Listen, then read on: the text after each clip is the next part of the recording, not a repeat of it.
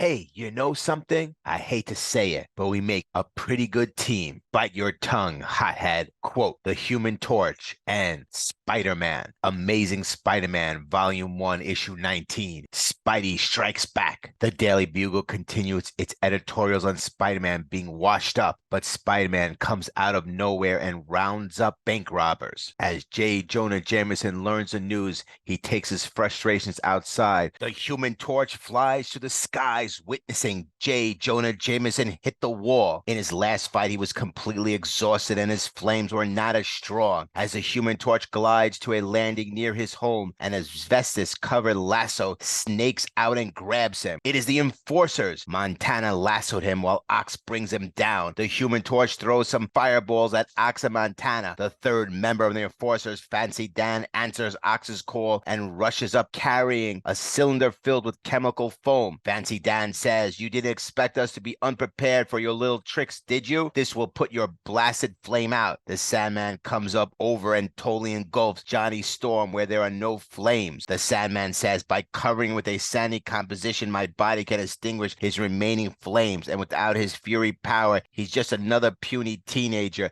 that we can handle with ease." The Human Torch, Johnny Storm, is captured by the Enforcers and the Sandman. The Sandman says he's only the first, Ox. Before we're through, we'll finish off every accursed crime fighter in the area. The news that Spider-Man is back has hit the streets. Initially, Sandman wanted to keep it quiet from the Enforcers because they did not want to face Spider-Man again. However, later at that hideout, it is evident that everyone will know the news that Spider-Man is back. It's too late for the Enforcers to back out of their deal, but Sandman insists he will take care of Spider-Man. Ox feels that four of them will easily beat Spider-Man. Sandman feels encouraged that they beat the Human Torch so easily and they have nothing to worry about with Spider-Man. But even as the Enforcer speaks, little do they dream that Spider-Man is swiftly swinging through the air over the rooftops of the city, almost within sight of the fearsome four. Spider-Man arrives home to find Aunt May peacefully asleep, relieved that she is no longer dangerously ill. Despite the upcoming fight, he knows the importance of the rest and decides to get some sleep himself, preparing for the challenges ahead. The next morning, Peter is delighted to see Aunt May up and about, her recovery filling him with joy. Aunt May expresses her gratitude to Peter and Mrs. Watson for their care during her illness. Peter playfully mentions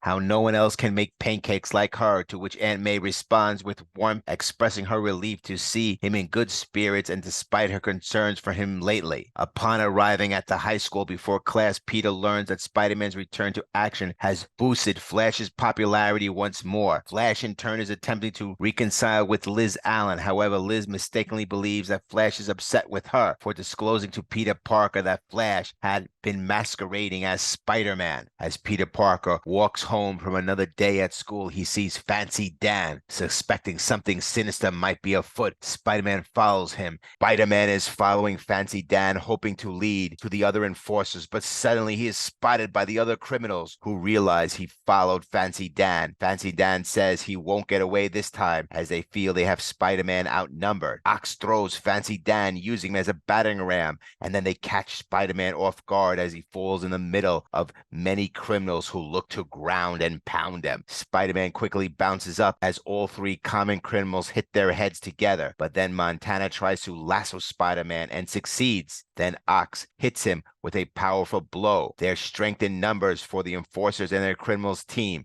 but Spider-Man managed to break free from the lasso, taking down a few of the common criminals. However, Fancy Dan jumps up on Spider-Man's back. Spider-Man throws Fancy Dan off his back, but he's met by another big haymaker from the Ox. The impact of the Ox's blow sends Spider-Man right into Montana, who quickly punches him in the head. Despite the hit, Spider-Man sings, "All hail the Spider, a hardy breed is his tra-la-la-la." With all the noise and chaos of the fighting, the police show up, causing the criminals to scatter. Amidst the confusion, the Enforcers slip away, but Spider-Man knows they will meet again, and next time, it'll be for real. Peter turns up at the Daily Bugle, and Betty Brant introduces him to a reporter, Ned Leeds. Peter approves of Ned, much to her surprise. Meanwhile, at another hideout, Human Torch has been trapped in a glass jar with just enough air to breathe, but not enough to flame on and escape. Spider-Man learns from from Louis the stool pigeon that Sandman plans to use the Human Torch as bait to lure Spider-Man into his trap. Spider-Man understood that Louis talked too fast, too easy. He smells a rat, and they're probably waiting for him. As expected, Louis has called Sandman, and they know Spider-Man is on his way. The Enforcer, Sandman, and a gang of criminals are ready. Later outside the building, Spider-Man's spider sense is tingling extremely,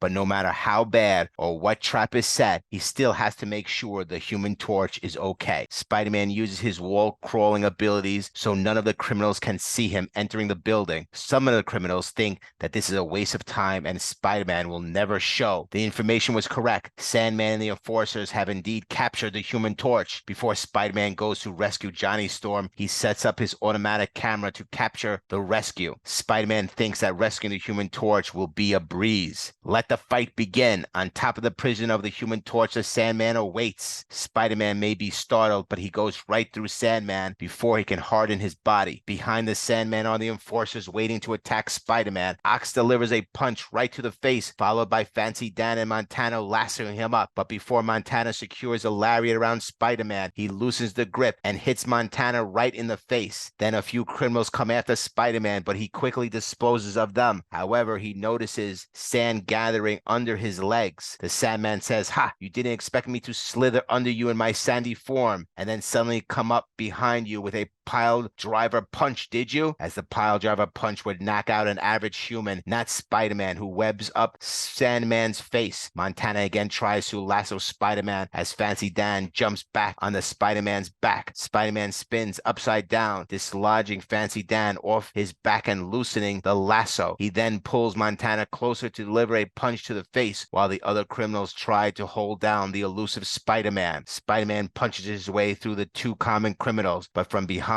comes a rolling sandball. It is the Sandman, keeping Spider-Man unbalanced. Then Ox delivers a powerful blow from behind. Criminal after criminal comes after Spider-Man, but none can even land a blow on him. He punches, jumps away, and makes all the common criminals seem awkward in their attempts to catch him. Ox keeps using the same move repeatedly, but Spider-Man this time grows tired of Ox punching him. He catches Ox's punch and swings, hitting Ox right in the chest with a final shot to the head, knocking him down. Spider-Man tells the Sandman, "Don't you ever give up," as a pile driver punches come one after another, but Spider-Man invades them all. He then devises another plan to get the Human Torch out. Spider-Man harnesses his force of momentum, transferring into a cannonball to crash through and shatter the tube holding the Human Torch. As soon as the air fills around the Human Torch, he ignites, releasing a furious barrage of fireballs. The odds now tilt in favor of Spider-Man, aided by the Human Torch as the running partner. Sandman feels concerned facing two superheroes at once. Meanwhile, Montana attempts to use the chemical foam spray to capture the Human Torch again, but Spider-Man quickly webs up the hose while the Human Torch continues unleashing fireballs. As the Human Torch encircles the majority of the criminals in the ring of fire, Spider-Man swiftly webs them up. The Human Torch remarks, "Hey, you know something? I hate to say it, but we make a pretty good team." Spider-Man jokingly replies, "Bite your tongue, hothead." In a final effort, the Sandman and the Forces make a move with Montana using his asbestos lasso again, and Sandman attempting to smother the fire of the Human Torch with sand, while Ox and Fancy Dan hold Spider-Man. Spider-Man swiftly hurls all the Enforcers together, causing his asbestos lasso to loosen. He then takes advantage of the moment to soar above the Sandman. Meanwhile, the Human Torch uses a ring of fire to hold down Fancy Dan and Montana. As for Ox, Spider-Man delivers a powerful uppercut, knocking him back. As all the criminals have been rounded up, Sandman attempts to make a getaway. However, a misstep occurs as Spider-Man accidentally webs the hand of the Human Torch. The webbing becomes more entangled, ensnaring both Spider-Man and the Human Torch. Spider-Man, realizing the webbing is too strong to tear apart easily. Meanwhile, the Human Torch extinguishes his flames to avoid getting more entangled. As the webbing tightens around them, Spider-Man explains that his spider web is incredibly strong and resilient. The Human Torch will burn through the web, but Spider-Man wonders why did he not break out of the tube himself. The Human Torch clarifies that the lack of oxygen in the current situation prevented him from igniting himself. He mentions they were giving him just enough air to survive, not to sustain flames. Spider-Man and the Human Torch managed to free themselves from the webbing. The Human Torch questions Spider-Man about why he appeared to flee during the fight with the Green Goblin. Spider-Man hesitates, knowing that Aunt May was hospitalized and in trouble at the time, but he chooses not to disclose this information to the Human Torch. Meanwhile, before the two colorful teenagers can reach their almost exhausted quarry, the police apprehend the Sandman. Exhausted and unable to move, the Sandman realizes he has no choice but to surrender, as the relentless cops show no sign of letting him go. The Sandman concedes defeat, acknowledging the inevitability of returning to jail peacefully. Anything he thinks is better than having to face Spider-Man and that flaming freak again. The news of Spider-Man's triumph, aided by the Human Torch, spreads throughout the Daily Bugle.